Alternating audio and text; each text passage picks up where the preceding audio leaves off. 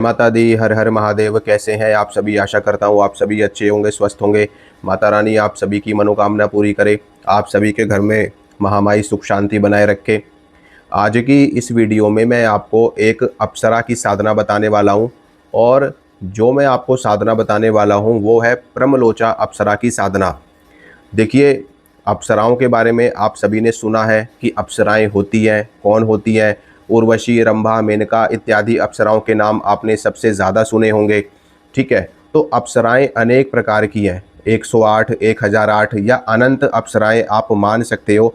जिस तरीके से 84 लाख योनियां हैं, 84 लाख योनियों में भी उनकी संख्या अनेकों होती है, अनगिनत होती है। उसी प्रकार से अप्सरा भी एक योनि है, और ये एक देव योनि है। इसको आप भूत प्रेत ना समझे।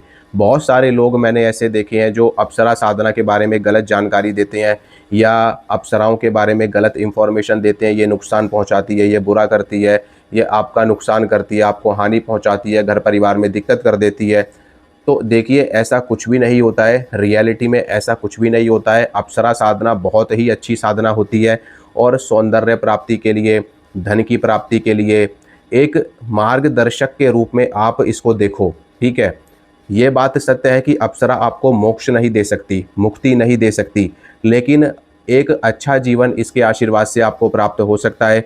अपने जीवन में आपको कैसे काम करना है, कैसे आपको रहना है, किस तरह का काम करना चाहिए, और कौन से लोग आपसे जुड़े हुए हैं, वो उनमें से कौन अच्छा व्यक्ति है, कौन बुरा व्यक्ति है, किसके मन में आपके लिए कैसे विचार हैं, कौन सा व्यक्ति पॉजिटिव है, कौन सा व्यक्ति नेगेटिव है, इसके साथ में आपको काम करना चाहिए या नहीं करना चाहिए। एक अच्छे मार्गदर्शक के तौर पर अप्सरा साधना बहुत ही अच्छी साधना मानी जाती है। और अप्सरा साधना एक देव वर्ग की साधना है। ये स्वर्ग की देवियाँ मानी जाती है। इंद्रलोक में यानी कि स्वर्ग में बहुत सारी अप्सराओं का जिक्र मिलता है, जिसमें उर्वशी है, रंभा है, मेनका है, ठीक है, तिलोत्तमा है, नाभि दर्शना है, प्रमलोचा है, अनुमलोचा है, ठीक है, पुंजिक स्थला है। ऐसी अनेकों अप्सराओं का जिक्र मिलता है। लेकिन इन अप्सराओं में से कुछ प्रमुख अप्सराएं ऐसी हैं जो इंद्रदेव की सबसे प्रिय अप्सराएं मानी जाती हैं, जिनको वो सबसे ज़्यादा साधु संत ऋषि मुनियों की तपस्या भंग करने के लिए हमेशा भेजते रहते हैं। तो उन्हीं में से एक अप्सरा की साधना आज मैं आपको बताने वाला हूं, जिसका नाम है प्रमलोचा। ठीक है, ये भी एक अप्सरा है। प्रमलोचा स्वर्ग में रहने वाली अप्सरा मानी जाती है। और सबसे अच्छी बात तो ये है कि अप्सराओं की साधना जो है वो बहुत जल्दी रिजल्ट दिखाती है। हमारे एक साधक हैं, ठीक है, एक नहीं ऐसे कई साधक हैं जिन्होंने अप्सराओं को सिद्ध कर रखा है। ठीक है, लेकिन मैं अपने खुद के निजी जीवन के अनुभवों की बात करूं तो ऐसे अनेक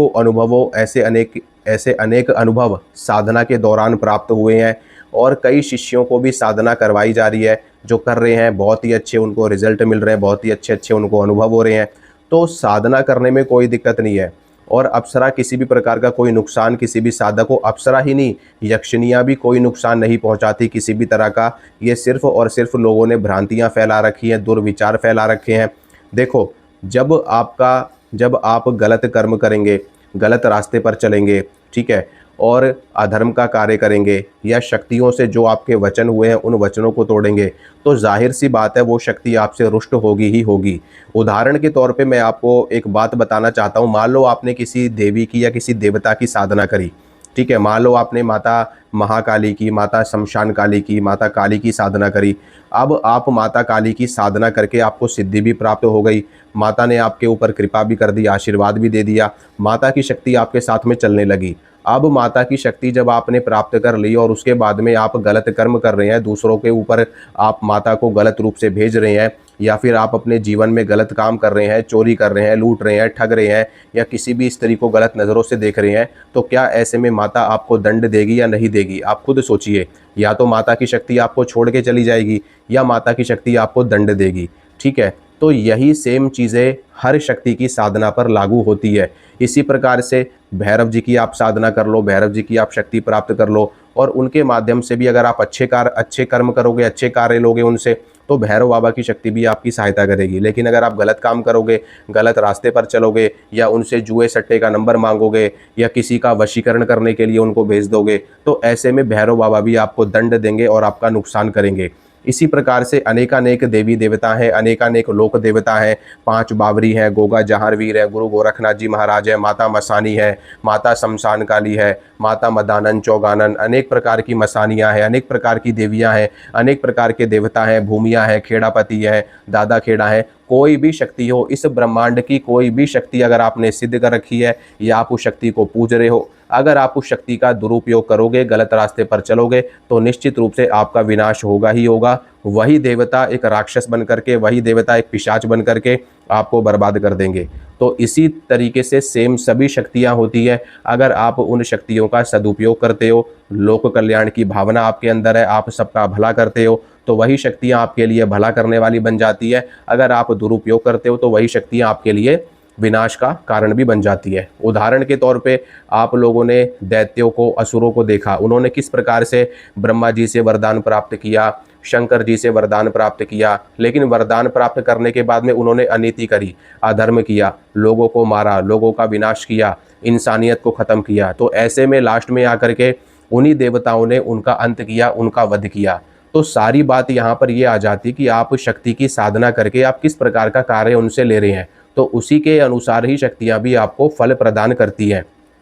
ठीक है, तो अप्सरा साधना जो है ये एक अच्छी साधना है। इस साधना को सिद्ध करके आप एक मार्गदर्शन अपने जीवन में ले सकते हैं। अप्सरा साधना जब आपको सिद्ध हो जाती है, चाहे वो कोई सी भी अप्सरा हो, चाहे वो उर्वशी हो, रंभा हो, मेनका हो, तिलोत्तमा हो, नाभि दर्शना हो, घृताची हो, प्रमलोचा हो, अनुमलोचा हो, वर्चा हो, सुवर्चा हो, पुंजिक स्थला हो, ठीक है, कोई सी भी अप्सरा हो, जब वो आपके जीवन में सिद्ध हो जाती है तो वो आपका मार्गदर्शन करती है, आपको सही जीवन जीने का संकेत देती है, सही जीवन जीने के लिए आपको मार्गदर्शन देती है, धर्म के रास्ते पर आपको लेकर के चलती है।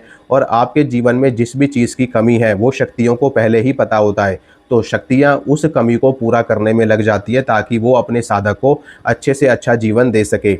आजकल आप सभी लोग जानते हैं कि आपसे लोग कनेक्ट होते हैं, कभी अच्छे लोग कनेक्ट हो रहे हैं, कभी बुरे लोग कनेक्ट हो रहे हैं, तो ऐसे में आपको पता नहीं चल पाता कि सामने वाला व्यक्ति कैसा है। अगर आपके पास में सिद्धियां रहेंगी, शक्तियां रहेंगी, तो वो शक्तियां ऐसे लोगों को आपके पास तक आने ही नहीं देंगी। और अगर ऐसे लोग आपके पास में आते भी हैं तो उनके बारे में शक्तियाँ आपको मार्गदर्शन करती हैं, गाइड करती हैं। तो यक्षिणी साधना या अप्सरा साधना या परियों की साधना या फिर अन्य अन्य योनियों की साधना, जिसमें भूत भी आते हैं, प्रेत भी आते हैं, जिंद, खबीस, बेताल, अनेकानेक शक्तियां हैं जिनको सिद्ध करके आप अपने जीवन में लाभ ले सकते हैं, आप अपने जीवन में फ़ायदा उठा सकते हैं। लेकिन देवी देवताओं की साधना सर्वोपरि मानी जाती है, सर्वश्रेष्ठ मानी जाती है। वो आपको भोग भी प्रदान करते हैं, वो आपको मोक्ष भी प्रदान करते हैं और आपको सदा सर्वदा एक पूजने योग्य बना देते हैं। और जो इतर योनि की शक्तियां हैं, जैसे अप्सरा, यक्षिणी, पिशाचनी, भूत, प्रेत, किन्नरी, ठीक है, ये अनेकानेक शक्तियाँ, ये आपको भोग प्रदान करने वाली शक्तियाँ होती हैं, आपका मार्गदर्शन करने वाली शक्तियाँ होती हैं। ये आपको मुक्ति या मोक्ष नहीं दे सकती, इसके अलावा ये आपको सब कुछ प्रदान करने में सक्षम होती है। तो अप्सराओं की जो उत्पत्ति मानी जाती है वो समुद्र मंथन से मानी जाती है। सारी अप्सराएं समुद्र मंथन से उत्पन्न नहीं हुई। कई अप्सराएं ऋषियों की संतानें हैं, कई अप्सराएं गंधर्वों की संतानें हैं, कई अप्सराएं इंद्र आदि देवताओं की संतानें हैं, कई जैसे उर्वशी है, ये नारायण ऋषि की जंघा से उत्पन्न हुई थी। तिलोत्तमा को ब्रह्मा जी ने बनाया था, ब्रह्मा जी ने इसकी रचना करी थी। इसी तरीके से अनेकानेक अप्सराएं अलग अलग तरीके से प्रकट हुई है और बाद में, लेकिन उनका जो मूल स्थान है वो स्वर्ग ही माना जाता है, क्योंकि स्वर्ग ही एक ऐसा स्थान है जो अप्सराओं को प्रदान किया गया है, जहाँ पर वो देवताओं के साथ में रहती है। इंद्र आदि देवता, देवराज इंद्र, पवन देव, सूर्य देव, वायुदेव, ठीक है, जहाँ पर देवताओं की सभा लगती है, उसके बाद में देवता भी अपने अपने लोक में चले जाते हैं। हर देवता का अपना एक लोक होता है और स्वर्ग एक ऐसा स्थान है, एक ऐसा लोक है जहाँ पर गंधर्व, अप्सराएं और इंद्रदेव निवास करते हैं। ठीक है, तो अप्सरा की साधना करके आप फ़ायदा उठा सकते हैं। अप्सरा की साधना मुख्य रूप से कई रूपों में की जाती है। आप इनकी साधना पत्नी के रूप में, प्रेमिका के रूप में, माता के रूप में, बहन के रूप में, पुत्री के रूप में और एक अच्छे दोस्त के रूप में आप इनकी साधना कर सकते हैं। लेकिन अप्सरा जो होती है वो सबसे जल्दी पत्नी और प्रेमिका के रूप में सिद्ध होती है, सबसे जल्दी ये पत्नी और प्रेमिका के रूप में आती है। लेकिन आप अन्य रूपों में भी आप इसको सिद्ध करके लाभ ले सकते हैं, फ़ायदा उठा सकते हैं। तो बात करते हैं प्रमलोचा अप्सरा की साधना की।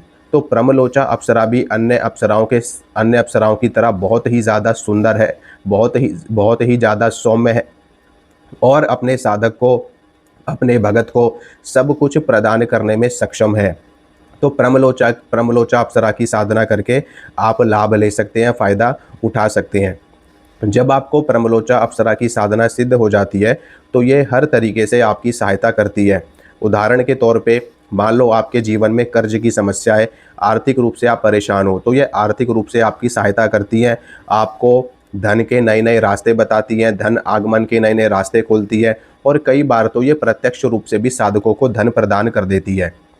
इसके अलावा आपके शरीर में कोई रोग है, कोई बीमारी है, तो उसको ठीक करने का उपाय भी ये बताती है। ये आपको ऐसी ऐसी जड़ी बूटियों का ज्ञान देती है जो बहुत ही दुर्लभ है, और जिनको प्राप्त करके आप बड़े से बड़े रोग को भी दूर कर सकते हैं, अपने भी और अपने परिवार के भी। ठीक है। इसके अलावा ये अपने साधक को ऐसे रसायन पिलाती है, ऐसे द्रव्य पिलाती हैं जिसके माध्यम से साधक बलवान और ऊर्जावान और पुष्ट हो जाता है, और उसके शरीर में कोई भी रोग नहीं रहता। यहाँ तक कि जो भी साधक यौवन की प्राप्ति करना चाहते हैं, हमेशा हमेशा जवान रहना चाहते हैं, हमेशा अपने शरीर को बलवान चाहते हैं, यानी कि अगर आपकी उम्र कितनी भी क्यों ना हो, आप कितने ही वर्ष के क्यों ना हो, अगर आपको अप्सरा की सिद्धि हो जाती है तो अप्सरा के प्रभाव से, अप्सरा की सिद्धि के प्रभाव से आप ज़्यादा उम्र के होते हुए भी आप कम उम्र के दिखाई पड़ते हो। कोई भी आपको देख करके ये नहीं कह पाएगा कि आपकी इतनी उम्र हो चुकी है। ये अप्सरा सिद्धि का सबसे बड़ा लक्षण माना जाता है, यानी कि ये अपने साधक का कायाकल्प तक कर देती है। इसके अलावा कोई भी व्यक्ति आपके पास में आया है या आने वाला है, उसके बारे में भूत भविष्य वर्तमान का ज्ञान करवा देती है। अपने साधक को हर प्रकार की विद्या का ज्ञान कराती है, अपने साधक को हर तरह की गुप्त बातें बताती है, हर तरह की जानकारी अपने साधक को अप्सराएं प्रदान करती है। सिर्फ ब्रह्मलोचा अप्सरा की बात में नहीं कर रहा, लगभग लगभग सभी अप्सराओं का कार्य सेम ही होता है। ठीक है। वो तो डिपेंड करता है कि आपके जीवन में किस चीज़ की कमी ज़्यादा है, तो उस चीज़ को ये सबसे पहले पूरा करती है। तो ब्रह्मलोचा अप्सरा दिखने में बहुत ही ज़्यादा सुंदर होती है, बहुत ही ज़्यादा दिव्य होती है। इनके शरीर से हमेशा प्रकाश निकलता रहता है, हमेशा एक कांति निकलती रहती है, एक तेज निकलता रहता है, और बहुत ही ज़्यादा सुंदर और दिव्य ये मानी जाती है। और जब ये अपने साधक को सिद्ध हो जाती है तो ये प्रत्यक्ष में आकर के अपने साधक से बात करती है और अपने साधक की इच्छा को पूरा करती है। आप इनकी साधना किसी भी रूप में कर सकते हो, पत्नी के रूप में, प्रेमिका के रूप में, माता के रूप में, या अन्य किसी भी रूप में आप इनको धारण कर सकते हो। जब आप इनकी साधना स्टार्ट कर देते हो तो दूसरे, तीसरे, चौथे दिन से ही आपको इनकी साधना का, इनकी शक्ति का अनुभव होना शुरू हो जाता है, जो कि जब आप करोगे तो आपको खुद ही महसूस हो जाएगा। ठीक है। इनके अनुभव डरावने नहीं होते बिल्कुल भी। ठीक है। जैसे भूत प्रेतों की साधना में, जिंद की साधना में या अन्य साधनाओं में डरावने अनुभव होते हैं, लेकिन अप्सरा की साधना में किसी भी प्रकार के डरावने अनुभव नहीं होते। ठीक है। इनकी साधना में अच्छे, सुंदर और दिव्य अनुभव होते हैं। इनकी साधना को सिद्ध करके आप जो चाहे वो कार्य आप इनसे करवा सकते हैं, या फिर कोई भी ऐसा काम जो आपके जीवन में जिससे आपको फ़ायदा होगा, ये स्वयं ही वो कार्य सिद्ध कर देती है। तो चलिए बात करते हैं इनके साधना विधान की, और फिर आगे मैं आपको जानकारी देता हूँ क्या करना है, कैसे करना है। तो ब्रह्मलोचा जो अप्सरा है, इसकी जो साधना है वो आप शुक्रवार से शुरू कर सकते हैं, या पूर्णिमा तिथि से शुरू कर सकते हैं, या फिर आप सोमवार से भी इनकी साधना को शुरू कर सकते हैं, या फिर कोई भी अच्छी तिथि है, अच्छा नक्षत्र है, अच्छा मुहूर्त है, गुरु पुष्य योग है, रवि पुष्य योग है, और एकादशी है, जन्माष्टमी है, महाशिवरात्रि है, नवरात्रे का समय चल रहा है, होली है, दीपावली है, उस समय पर भी आप इनकी साधना को सिद्ध कर सकते हैं। ठीक है। इनकी जो साधना होती है वो 21 दिन से लेकर के 41 दिन तक की होती है। ठीक है। देखो वैसे तो बहुत सारे तांत्रिक हैं, बहुत सारे लोग हैं, वो कहते हैं कि एक दिन में साधना सिद्ध हो जाएगी। देखिए, एक दिन की साधना, एक दिन की सिद्धि उसी साधक को प्राप्त होती है जो पहले से ही सिद्ध हो चुका हो, जो पहले से ही साधक सिद्ध हो, जिसने पहले से ही शक्तियों को सिद्ध कर रखा हो। ठीक है। उसी साधक को एक दिन में साधना सिद्ध होती है, अन्यथा किसी भी नए साधक को शक्ति को सिद्ध करने में कम से कम 40 दिन, 41 दिन, या 3 महीने या 6 महीने भी लग जाते हैं। तो ब्रह्मलोचा अप्सरा की जो साधना है वो 21 दिन से लेकर के 41 दिन तक इनकी साधना चलती है। 41 दिन की साधना पूर्ण साधना मानी जाती है, लेकिन अगर आपके पास में समय की कमी है, समय का अभाव है, तो आप 21 दिन की भी इनकी साधना कर सकते हो। 21 दिन में भी आपको सिद्धि प्राप्त हो सकती है, पर कोई ज़रूरी नहीं है कि 21 दिन में ये आपके सामने प्रत्यक्ष आ जाए, क्योंकि देखो अप्सराएं भी बड़ी शक्तियों में आती है। ये कोई भूत प्रेत नहीं है कि यहीं पर आपकी गली में कोई प्रेत घूम रहा है, आपके चौराहे पे कोई प्रेत घूम रहा है, शमशान में घूमने वाले प्रेत नहीं है, ये देवियाँ हैं। ये जो बड़ी शक्तियाँ हैं, बड़े देवी देवता हैं, उनसे नीचे की शक्तियाँ मानी जाती है, इसलिए इनको भी आने में थोड़ा समय लगता है। लेकिन सिद्धि हो जाने के बाद में आपका जीवन बदल जाता है, आपका पूरा का पूरा कायाकल्प हो जाता है। तो इनकी साधना रात्रि काल में करी जाती है। रात को 9 बजे के बाद आप इनकी साधना करने के लिए बैठ सकते हैं। सबसे पहले आपको स्नान करके शुद्ध वस्त्र धारण करने होते हैं। जब आप शुद्ध वस्त्र धारण कर लेते हैं तो उसके बाद में आपको आसन पर बैठना होता है। आसन पर बैठने के बाद में आप एक लकड़ी का बाजोट रखिए, लकड़ी की चौकी रखिए, उसके ऊपर पीले रंग का या गुलाबी रंग का या लाल रंग का वस्त्र बिछाइए। वस्त्र बिछाने के बाद में उसके ऊपर आप ब्रह्मलोचा अप्सरा का एक फ़ोटो, एक चित्र स्थापित करिए। फ़ोटो या चित्र आप किसी भी फ़ोटो वाले से बनवा सकते हैं या आप किसी भी स्टूडियो वाले से बनवा सकते हैं, वो आपको बना करके दे देंगे। अगर आपके पास में फ़ोटो की व्यवस्था नहीं है तो बिना फ़ोटो के भी आप इनकी साधना को कर सकते हैं, कोई भी दिक्कत वाली बात नहीं है। उसके लिए आपको क्या करना होता है कि आपको चावलों की ढेरी बनानी होती है। उसमें आप साबुत चावल का प्रयोग करेंगे, यानी कि जो टूटे हुए चावल नहीं होने चाहिए, साबुत होने चाहिए। साबुत चावल, साबुत अक्षत, ठीक है। उनको आप हल्दी या रोली या कुमकुम से रंग लेंगे और उसकी एक ढेरी बनाएंगे। उस ढेरी के ऊपर आप एक सुपारी, उसके ऊपर कलावा लपेट करके उसको विराजमान करेंगे, उसको वहाँ पर स्थापित करेंगे। सुपारी के स्थान पर आप एक नारियल भी स्थापित कर सकते हैं, ठीक है।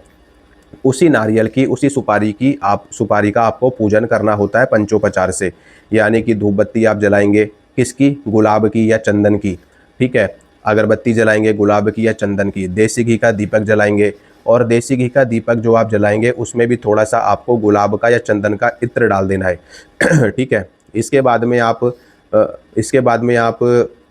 जो आपने स्थापना करी, अगर फ़ोटो है तो फ़ोटो के सामने आप इत्र अर्पित करें। एक जल का पात्र रखें, उसमें गंगा जल मिला करके थोड़ा सा इत्र डालें उसमें भी। और उसके बाद में आप ब्रह्मलोचा अप्सरा के भोग प्रसाद के लिए आप सामग्री रखें। भोग में आप उनको दूध से खोए की बनी हुई मिठाई, ठीक है, रख सकते हैं। उसमें थोड़ा सा केसर डाल करके, थोड़ा चंदन डाल करके आप उनको भोग अर्पित करें, ठीक है। सबसे पहले गणेश भगवान का, गुरु का पूजन करें। गणेश का, गुरु का पूजन करने के बाद में इष्ट देवता, पितृ देवता, कुल देवी देवता, स्थान देवता, क्षेत्रपाल, इनका सबका नाम लें, इनका सबका पूजन करें। उसके बाद में आपको ब्रह्मलोचा अप्सरा का पूजन करना है। इनकी साधना विधि आपको करनी है। जब सारा पूजन आप कर लोगे तो फिर उसके बाद में आपको संकल्प करना है। संकल्प में आपको अपना नाम बोलना है, अपने माता पिता का नाम, अपना गोत्र बोलना है।